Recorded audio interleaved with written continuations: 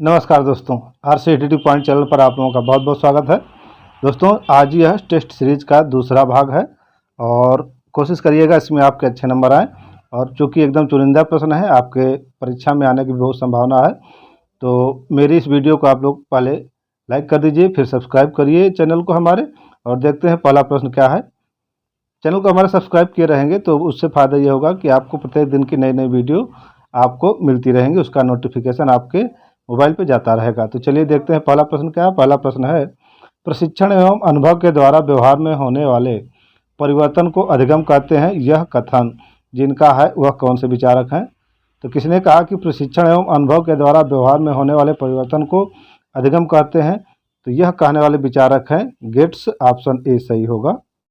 अगला प्रश्न है, कोई भी बालक सीखना शुरू करता है। तो कोई भी बालक सीखना कब शुरू करेगा? तो कोई भी बालक सीखना शुरू करता है अपने जन्म से ही। ऑप्शन चौथा सही होगा इसका।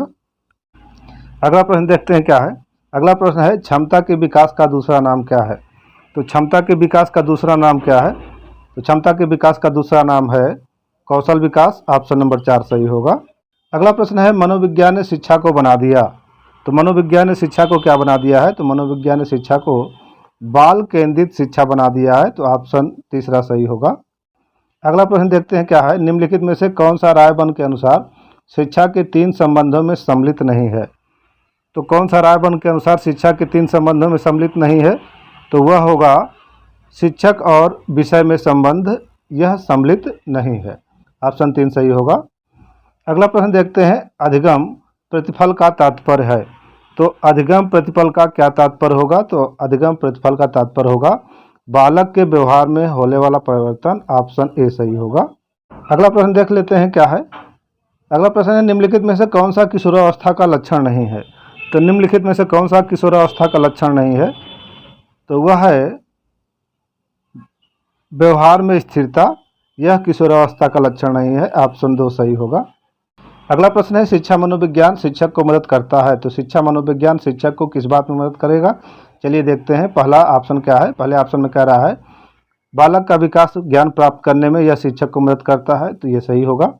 दूसरा देखते हैं, बालक स्वभाव तथा व्यवहार जानने में यह शिक्षक की मदद करता है। ये भी सही होगा। बच्चों के चरित्र निर्माण में भी यह शिक्षक की मदद करता है। तो यह भी सही होगा। इस प्रकार इस प्रश्न का उत्तर होगा सही, जो कि ऑप्शन नंबर 4 है, उपयुक्त सभी के लिए। अगला प्रश्न देखते हैं क्या है। निम्नलिखित में से कौन सा शिक्षा मनोविज्ञान के अध्ययन की वस्तुनिष्ठ विधि नहीं है? तो निम्नलिखित में से कौन सा शिक्षा मनोविज्ञान के अध्ययन की वस्तुनिष्ठ विधि नहीं है? तो वह विधि होगी आत्मनिरीक्षण विधि। ऑप्शन 3 सही होगा। अगला प्रश्न देखते हैं, निम्नलिखित में से किसमें मूल वृत्ति संबद्ध संवेग से मेल नहीं खाती है? तो निम्नलिखित में से किसमें मूल वृत्ति संबद्ध संवेग से मेल नहीं खाती है? तो वह होगा संवेदना आश्चर्य, यह संवेग और मूल प्रवृत्ति से मेल नहीं खाती है। ऑप्शन नंबर 2 सही होगा। अगला प्रश्न है, संवेद जो सामान्यतः सुख देता है। तो वह कौन सा संवेद है जो सामान्यतः सुख देता है? तो वह संवेद होगा आत्माभिमान। ऑप्शन 4 सही होगा। अगला प्रश्न है, निम्नलिखित में से कौन सा अमूर्त अस्थाई भाव है? तो निम्नलिखित में से कौन सा अमूर्त अस्थाई भाव है? तो यह होगा आदर। ऑप्शन ए सही होगा, जो अमूर्त अस्थाई भाव है। अगला प्रश्न है, किसी दुखी व्यक्ति को सहानुभूति के 2 शब्द कहना, जिसका उदाहरण है। तो किसी व्यक्ति को सहानुभूति के 2 शब्द कहना, यह किसका उदाहरण बनेगा? तो यह बनेगा निष्क्रिय सहानुभूति का। ऑप्शन नंबर 2 सही होगा। किसी व्यक्ति के विकास के संबंध में क्या सही नहीं है? तो किसी व्यक्ति के विकास में क्या संबंध नहीं है? तो किसी व्यक्ति के विकास में जो संबंध नहीं, सही संबंध नहीं है, वह है परिवर्तनों को देखा और मापा जा सकता है, यह सही नहीं है। इसलिए ऑप्शन नंबर 3 सही होगा। अगला प्रश्न है, स्टेनले हॉल के अनुसार। तो स्टेनले हॉल के अनुसार नीचे परिभाषा दी गई, उनमें से कौन सी होगी? तो स्टेनले हॉल के अनुसार किशोरावस्था बड़े संघर्ष, तनाव, तूफान और विरोध की अवस्था है। ऑप्शन नंबर 2 सही होगा। अगला प्रश्न है, निम्नलिखित में से कौन सी किशोरावस्था की विशेषता नहीं है? तो जल्दी से बताइए कि निम्नलिखित में से कौन सी किशोरावस्था की विशेषता नहीं है? तो तीव्र समायोजन किशोरावस्था की विशेषता नहीं है, ऑप्शन नंबर 4 सही होगा। अगला प्रश्न है, थकावट और बीमारी जैसे कारक मुख्य प्रभावित करते हैं। तो थकावट और बीमारी जैसे कारण मुख्यतः किसे प्रभावित करेंगे? तो यह करेंगे बच्चे के शारीरिक विकास को, ऑप्शन नंबर 2 सही होगा। सीखना विकास की प्रक्रिया है, यह किसने कहा था? तो सीखना विकास की प्रक्रिया है, यह कहा था वुडवर्थ ने, ऑप्शन नंबर 1 सही होगा। निम्नलिखित में से कौन सा सीखने के संबंध में सही नहीं है? तो निम्नलिखित में से कौन सा सीखने के संबंध में सही नहीं है? तो वह है सीखना बिना किसी उद्देश्य के भी हो सकता है, यह गलत है। इस प्रकार इसका सही आंसर होगा ऑप्शन नंबर 3। अगला प्रश्न है, निम्नलिखित में से कौन सा अधिगम का एक मुख्य थॉर्नडाइक नियम है? तो निम्नलिखित में से कौन सा अधिगम का एक मुख्य थॉर्नडाइक नियम है? तो वह थॉर्नडाइक नियम है, उन्होंने 3 नियम दिए थे, उनमें से एक नियम क्या है? तो वह है अभ्यास का नियम, ऑप्शन नंबर 2 सही होगा। अगला प्रश्न है, निम्नलिखित में से कौन सा प्रभावी अधिगम का अवरोधक नहीं है? तो निम्नलिखित में से कौन सा प्रभावी अधिगम का अवरोधक नहीं है? तो वह होगा अधिगम परिस्थिति, ऑप्शन नंबर 3 सही होगा। अगला प्रश्न है, कंप्यूटर की किस इकाई में जटिल गणनाएं करने की क्षमता होती है? तो कंप्यूटर की किस इकाई में जटिल गणनाएं करने की क्षमता होती है?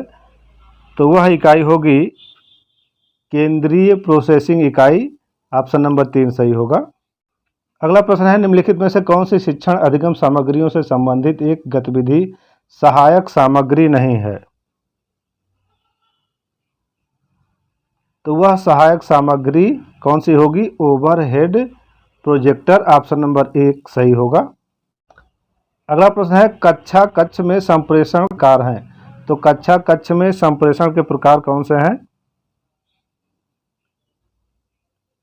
तो इसका सही आंसर होगा कि कक्षा कक्ष में जो संप्रेषण के प्रकार हैं वो शाब्दिक अंतःक्रिया भी होगा और अशाब्दिक अंतःक्रिया भी होगा। इस प्रकार सही आंसर ऑप्शन नंबर 3 होगा।